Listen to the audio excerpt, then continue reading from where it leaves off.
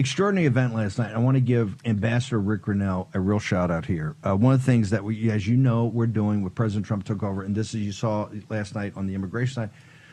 We're trying to make sure that we take these institutions and we rejuvenate them. And what I saw at the Kennedy Center last night, I was honored to go with Raheem, who's Butterworth. His restaurant's got a special relationship with him over there. It's reported by Access. And Matthew Taylor, a filmmaker, one of the most brilliant young men I know, and I've been in business working with him, making films for 20 years.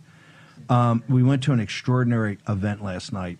But the event was extraordinary, and Kennedy Center, one of these cultural things, it was a screening of Amadeus, that amazing film on Mozart. Love it. Now 40 years old, I think, that I saw when I was at Harvard. Plus the full National Symphony Orchestra playing the entire musical score, and I think the National Cathedral's choir doing the choir of all of Mozart's from the Requiem, all of it, is one of the most powerful nights, because you understand Western culture and what's it achieved. Beauty. And the music, the film. These two guys went, but particularly the staff over at the Kennedy Center, so enthusiastic. One of the senior personnel told me he's been there for 23 years. He's an Army sergeant. He's been there for 23 years. He said, Mr. Bannon, in 23 years, no president, and he's very fond of all the presidents, he's totally apolitical. He said, no president has ever come over and walked through and given us an inspection. And he said, President Trump came over, like, because being a hotel guy, he knows. He says, the level of detail that President Trump pointed out that says, we need this fixed, I want that changed, I need this cleaned, this has got to happen. He said it brought tears to his eyes because he loves this place. Right? And he said he got a guy over there that cares. The staff and all the stuff you read in the public that they hate Trump and everything like that, nothing could be farther from the truth. They want this thing last night was packed. It was sold out. You couldn't get it. You couldn't get a seat in the place. It was magnificent. And for the National Cathedral Choir, outstanding work. And for the symphony, this is a 3-hour movie. They took a short, like 5-minute break, but they played and sang for 3 hours. Raheem, let's go ahead and play. Let's play the trailer from Amadeus, and then we're bringing Raheem and Matthew. Are we going to appall you with something confidential and disgusting? Let's hope so, because that is what you really like. Unconfessed crimes of buried wickedness. If that is what brings you to us, the prospect of hearing horrors, you shall not go unrewarded. I don't believe it. The whole city is talking. You hear it all over. What a story. What a scandal. What a comedy. What a tragedy. Incredible. I don't believe it. Who can believe it? What horrors have you heard? Tell us. Tell us. Tell us at once. Tell us about Wolfgang. Amadeus.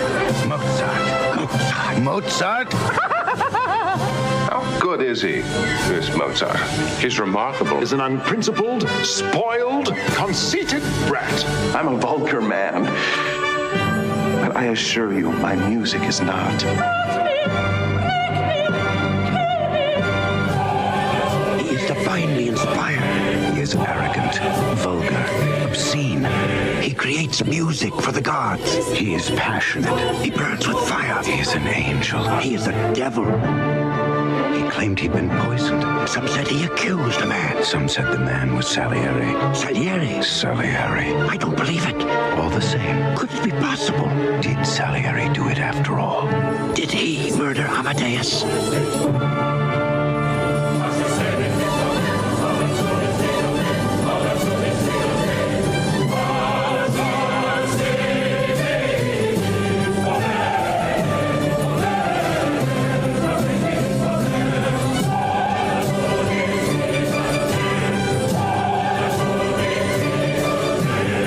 Amadeus, the man, the music, the magic, the madness, the murder, the mystery, the motion picture. Amadeus. Everything you've heard is true.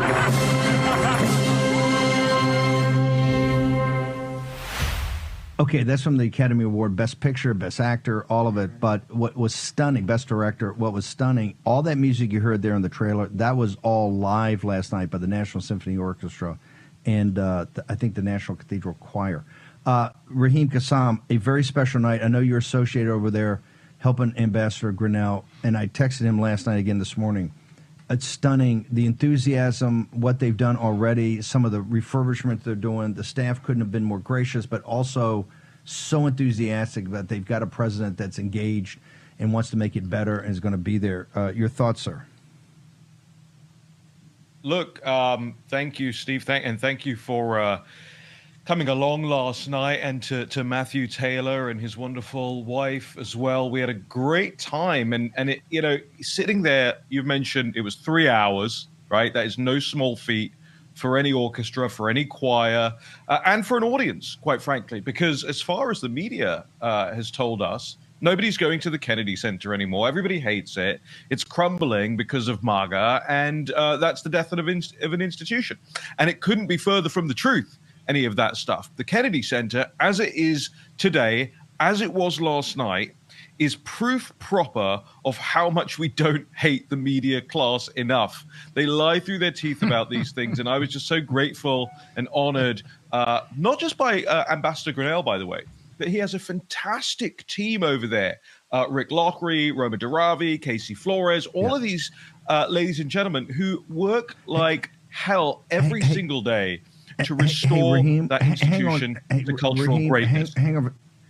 Raheem, just incredible what Grenell's doing. Walk us through the Kennedy Center. Then I want to get Matthew in here to talk about the creative.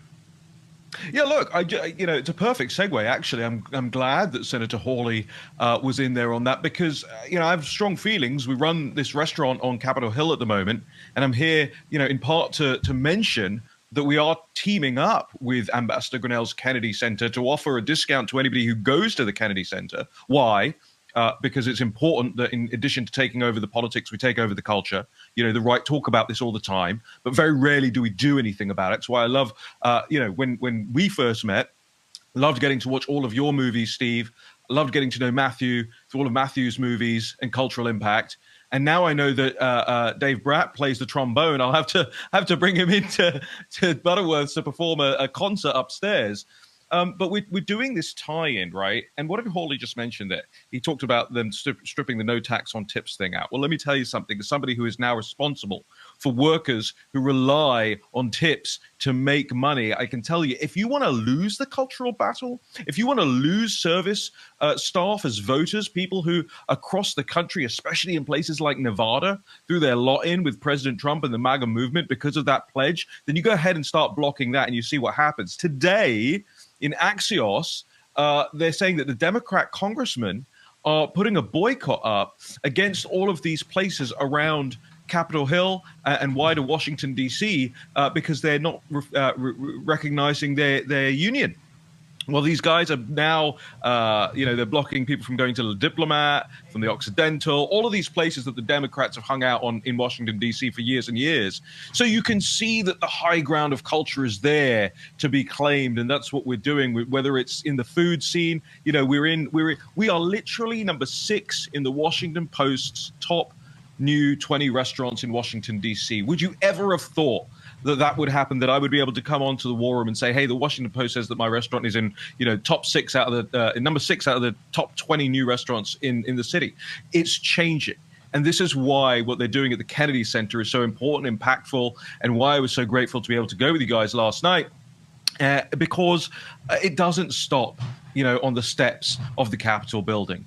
This thing has to be full spectrum dominance, and it's what we're seeing from Ambassador Grenell and his team. And again, I just want to reiterate and thank them, frankly, for doing the tie-up with Butterworth's. The deal terms, very simple. You go to the Kennedy Center, which everybody should be doing right now. Go to the website, pick a show, and then you get a discount on your meal at Butterworth's for going. So, you know, we're really, truly in the thick of it now.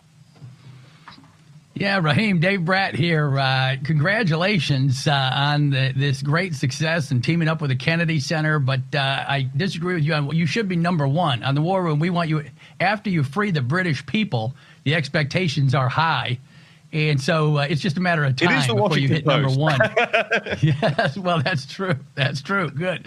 Hey, why don't you tie in the restaurant tax on tips to the overall architecture, what Trump's trying to do, what we've all been trying to do on the War Room, and how do we capture the American people's attention on these issues so that they light up the switchboards and keep the heat on in the Senate, in the House, so that this stuff goes through.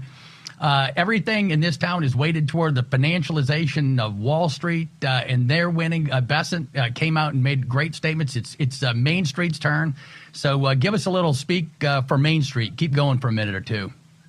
Yeah, look, I'm grateful for that, because I think with all of this Elon stuff going on in the background, all of the arguments taking place over spending and all of that, you do have to, glance back at the compass every once in a while and remember where your true north is. And the true north is of the populist nationalist movement is the ordinary person, right?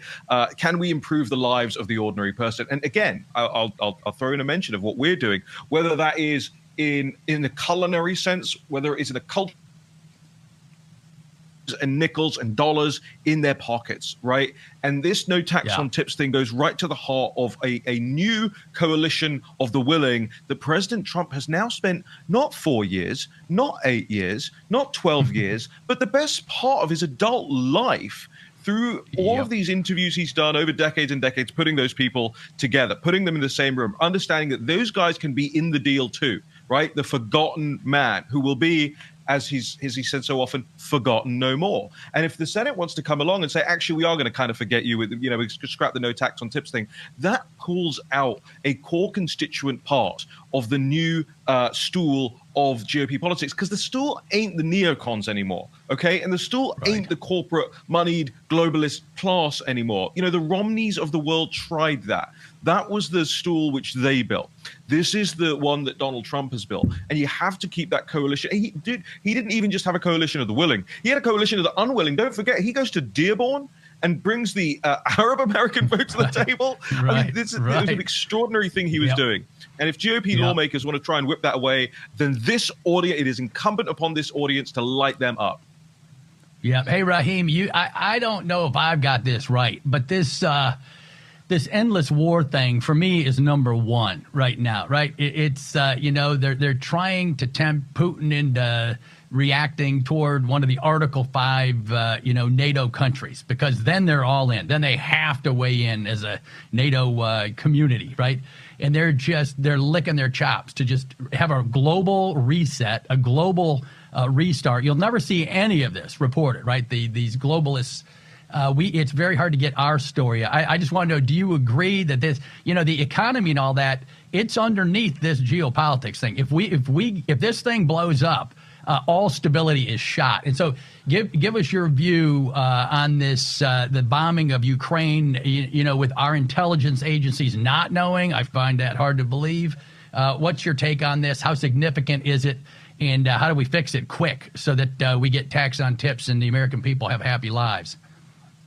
Look, I'm a realist, and so I agree with you that there is no chance that senior officials within the U.S. government were unaware of this. I mean, it was a long way to go for Ukraine to achieve what they achieved last week in bombing these Russian planes, these bombers, and taking out a critical part of their nuclear defense system.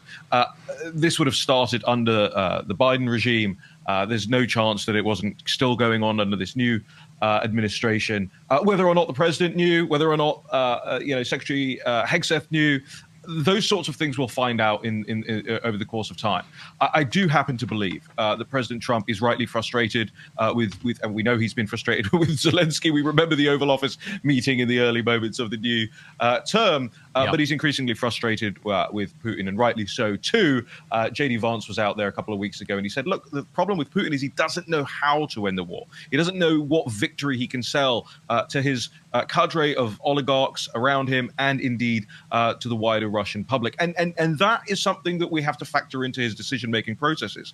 The other one is this. The Wall Street Journal actually did. They rarely, I think, in my mind, do very much good anymore, but they did an analysis, a satellite analysis of how many of these planes were actually hit in Russia. And they said, well, we can kind of verify, I think it was about a third of them that Ukraine was claiming. So the hit may not have been as large as the Ukrainian government was claiming. We know this, fog of war stuff happens all the time.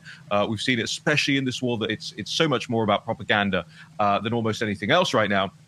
So I'm not sure just how serious Putin is when he says, "Oh well, of course, we're gonna have to retaliate for this kind of thing," because he also knows that depending on the scale of his retaliation will be the scale of President Trump's retaliation to try and force him back to the table, and that could be in the form of new crippling sanctions, that could be in the form of new aid for Ukraine, but that could be in the shape of attacking or restricting Putin's allies around the world. Iran plays a major role in this at the moment.